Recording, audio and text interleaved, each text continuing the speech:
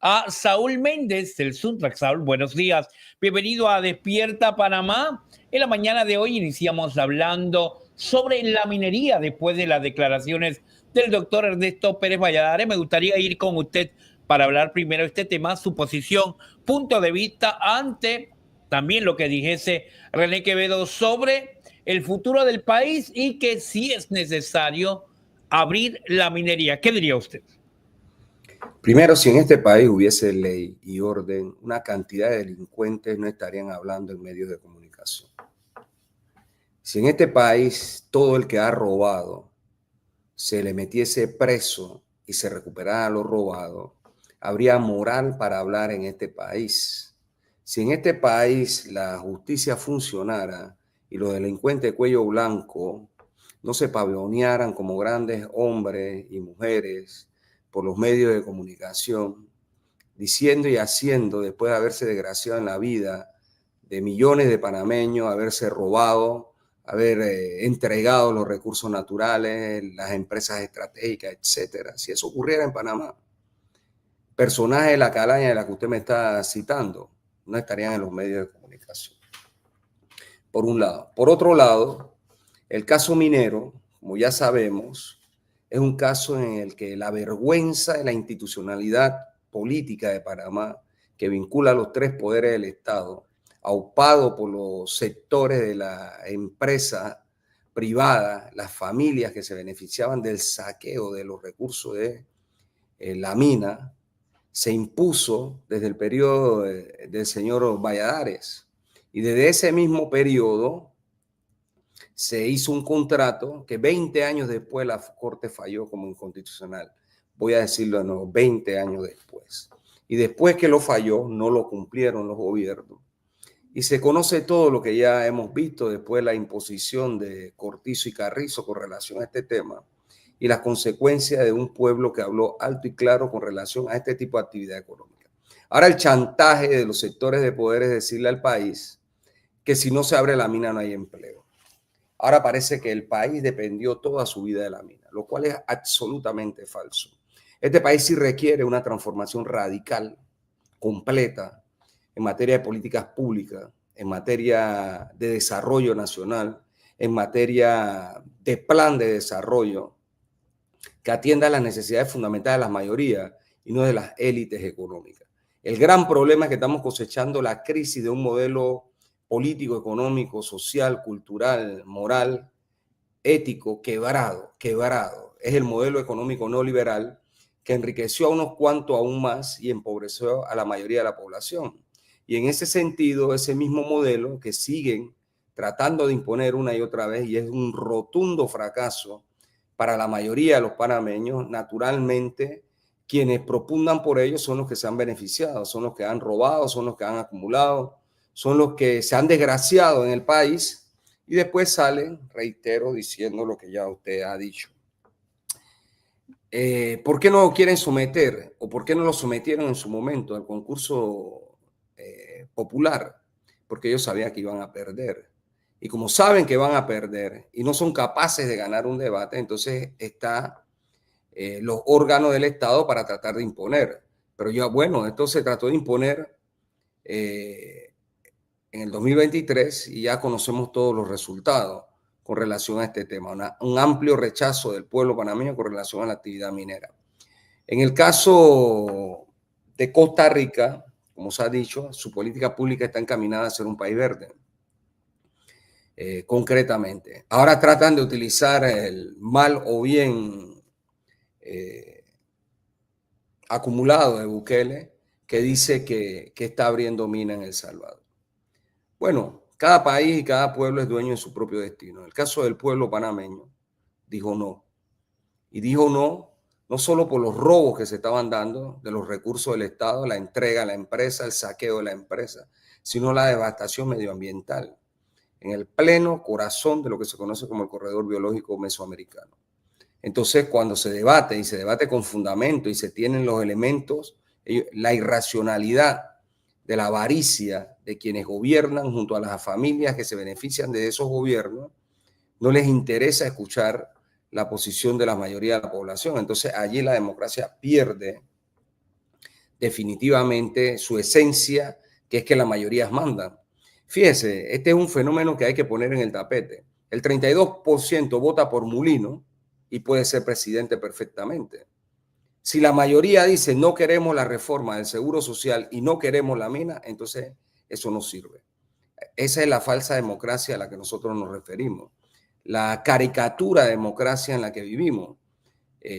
Y naturalmente esto tiene que acabar para dar paso a la democracia participativa en la que el pueblo toma sus decisiones trascendentales. Las decisiones más importantes tienen que pasar por la voluntad popular y es lo que corresponde en una verdadera democracia. Por eso es que este tema, aun cuando lo suenan de la manera en que lo suenen, sigue teniendo el rechazo mayoritario de la población por una sencilla razón: el chantaje, las políticas de hambre, el endeudamiento público. No solo fue de Cortizo.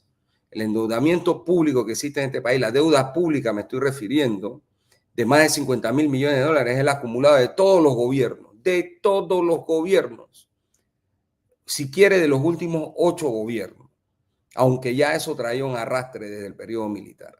Así que, naturalmente, esa deuda que adquirió el país y que se robaron también, porque eso no impactó en nada que beneficiara a la nación, sino que los clanes estos que están acostumbrados a vivir del Estado, a robar al Estado, a beneficiarse del Estado, a hacer plata con la plata del Estado y los bienes del Estado, eso se sigue enriqueciendo una y otra vez, mientras que la inmensa población, la inmensa mayoría de la población, sus condiciones materiales de vida son las que ya todos conocemos: desempleo, hambre, miseria, no hay agua potable, no hay salud pública adecuada, educación pública adecuada. Es decir, materializar la vida en Panamá ha sido cada vez más difícil producto de estas políticas públicas.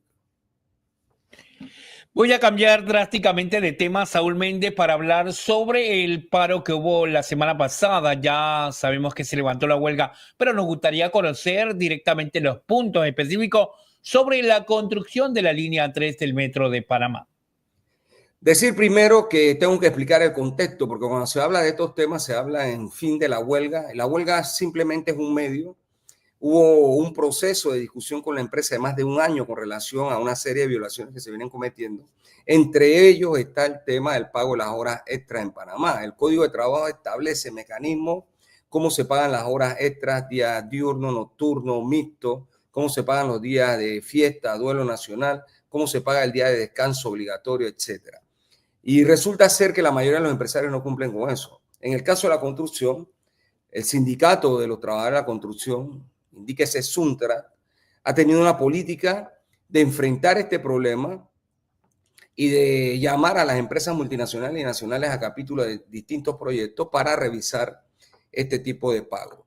Y naturalmente, cuando se detectan a través de auditorías científicas que se laudea a los trabajadores, lo que dice el Código de Trabajo es que cuando a usted se le viola un derecho, tiene que restituírsele el derecho y tiene que resarcirse claramente el daño ocasionado. Si a usted le dejan de pagar su salario, deben pagarle su salario y reconocerle su salario. Y las horas extras son parte de su salario. Ese es uno de los temas que se estaba discutiendo. El otro tema tiene que ver con la contratación, forma de contratación, que está regulada por la Ley 72, por el Código de Trabajo y también por el convenio colectivo.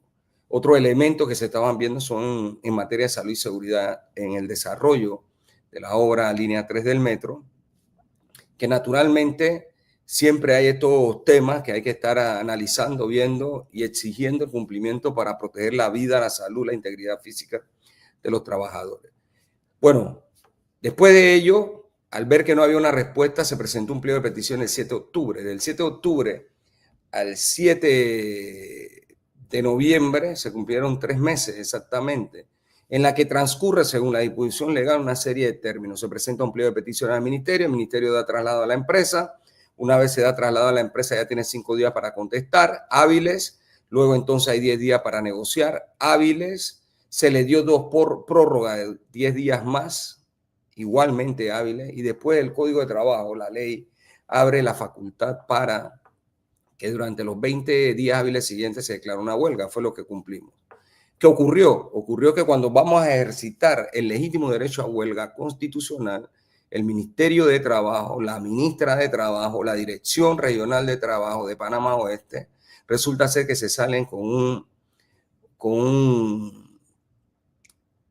una resolución en la que someten al arbitraje obligatorio, una huelga legítima. Este es un acto burdo, este es un acto ilegal, inconstitucional, y regreso de nuevo a por donde inicié. Estos funcionarios violan la Constitución y la ley y no van presos. Y aquí hay que modificar la Constitución para que el funcionario que genere daño aplicando la ley no solo enfrente penalmente esta situación, sino que incluso pueda ser reclamado civilmente por los daños ocasionados. Y así se para la forma de tergiversar, manipular la institucionalidad para torcerla a favor de los intereses económicos. Eso fue lo que hizo el Ministerio de Trabajo, descalificándose como mediador de un conflicto de esta naturaleza en el momento en que deja de ser mediador para ser parte del conflicto. La decisión del sindicato fue hacer la huelga, como en efecto se realizó. Esa huelga se desarrolló en términos legales. El Código de Trabajo establece que los únicos que pueden declarar una huelga ilegal son los tribunales seccionales de trabajo, es decir, el órgano judicial a través de los juzgados seccionales de trabajo, lo cual puede ser recurrible, es decir, apelable a los tribunales superiores de trabajo y hasta va a la sala tercera o contencioso administrativo en casación laboral. Eso naturalmente es parte del derecho del trabajo, y al intervenir el Ministerio de Trabajo de esta manera lo que hace es agravar la situación, además de la actitud del gobierno de meter la policía en provocación abierta a los trabajadores, de los cuales hacíamos nosotros responsables. Bueno, finalmente, ¿cómo termina el conflicto? La huelga, que fue su pregunta, termina con un acuerdo que se pudo llegar antes de la huelga, pero no se dio, entonces se llega a un acuerdo durante la huelga. Y en este acuerdo, como es natural, tiene que haberse abordado los temas que ya le expliqué que generaron el conflicto laboral de trabajo. Así es, Saúl Méndez, sobre el futuro de la Caja de Seguro Social, para finalizar, lo que podría pasar, que hasta el momento pareciese no llegar a un final feliz, y la Asamblea Nacional en estos momentos tampoco se ve todavía el debate, que es lo que esperan los panameños para buscar una salida ante esta situación.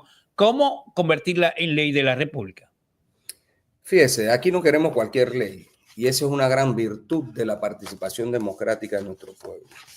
Los diputados que están hoy en la Asamblea, nuevos y viejos, entienden claramente que este pueblo cambió. Entienden claramente que no van a poder imponer leyes como les da la gana.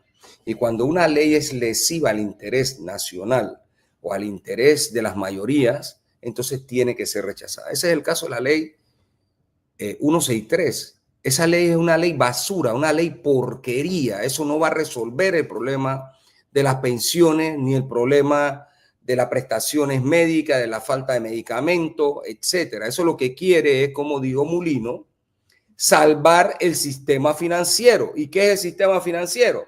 Hombre, los bancos. Para eso quieren la plata del Seguro Social, para salvar los bancos, para que las administradoras de fondos de pensiones privadas se queden con los recursos del pueblo panameño y den miserias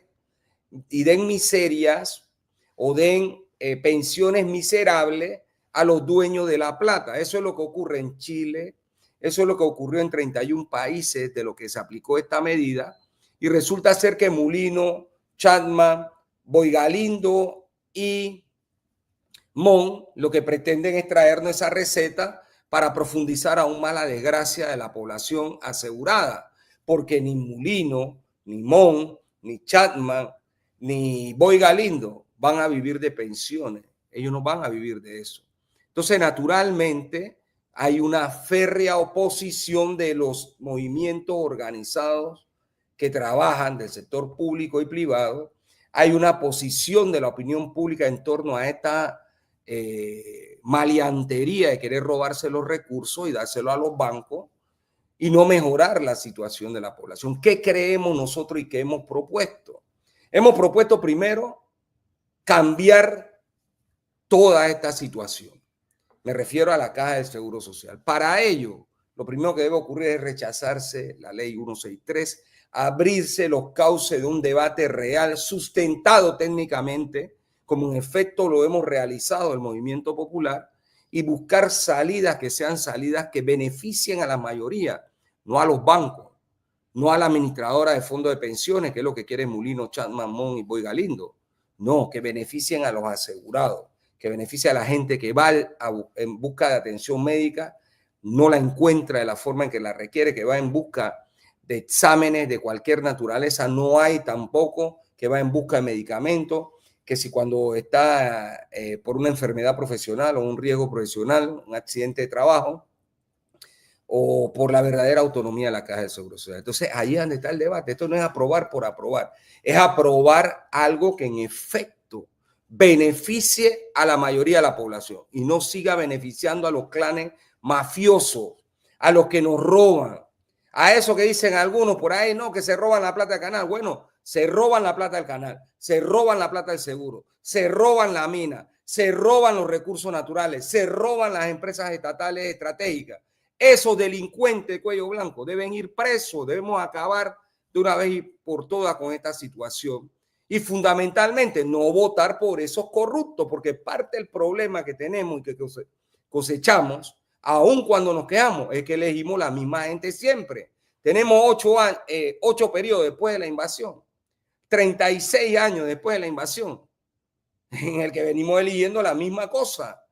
Y el resultado de eso es la desgracia que está viviendo la mayoría de la población panameña. Entonces es hora de despertar, es hora de ver los problemas de forma integral y es hora de cambiar la historia y es hora de que todos podamos construir un mejor país, un país equitativo, humano, que respete el derecho, los derechos humanos, que respete los derechos ambientales, que podamos vivir en paz, que haya economía para todos, que todos podamos sostener una vida digna. Eso es lo que requerimos, eso es lo que queremos y creo que es lo mínimo que podemos demandar frente a los recursos de la inmensa riqueza que genera el trabajo colectivo del pueblo panameño. Eso es lo que tiene que ocurrir en Panamá de una vez y por todas y acabar con esta sinvergüenzura de esos clanes mafiosos que son los que se han desgraciado en la vida de la mayoría de los panameños.